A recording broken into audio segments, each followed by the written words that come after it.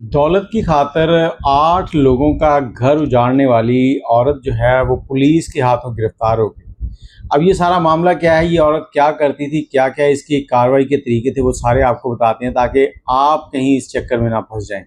मर्द कहते हैं कि हमेशा से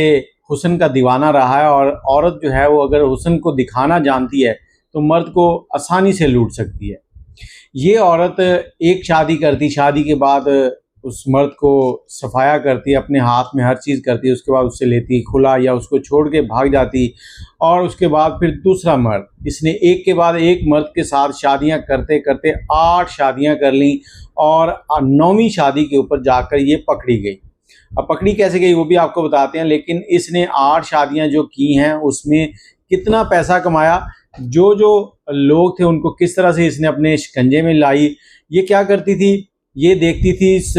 शादी की जो वेबसाइट्स होती हैं या फिर फेसबुक के ऊपर बहुत से ऐसे मर्द जो कि अपनी गाड़ी, आज गाड़ी ले ली तो उसके साथ सेल्फी, फिर मोटरसाइकिल लिया उसके साथ सेल्फी, तो हर चीज़ को शो ऑफ करने वाले मर्दों को देखती थी जो अमीर होते थे। फिर उनसे दोस्ती करती और दोस्ती के बाद फिर शादी और शादी के बाद फिर उनका उजाड़ा कर देती थी।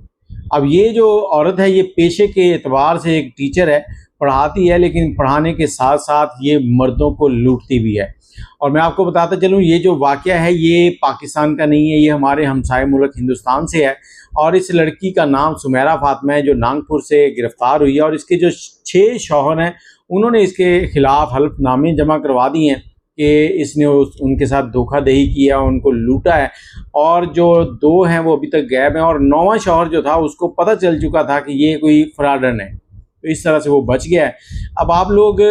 कुछ भी करें, शादी करनी है तो सोच समझ के किया करें, ये ना हो कि आपके साथ भी कोई ऐसा ही फ्रॉड हो जाए। पाकिस्तान में भी पिछले दिनों एक फ्रॉड सामने आया था जिसमें लड़की जो है वो 13 दिन अपने शौहर के पास रही, उसके बाद सब कुछ लेके फ़रार हो गई और जो शादी करवाने वाले थे उन्होंने उस लड़के से 90,000 रुपये कैश लिया था शादी करवाने की खुशी में और आखिर जब दुल्हन लेके सब कुछ भाग गई तो वो बेचारा नाखूनों से अपने सर को नोच रहा था।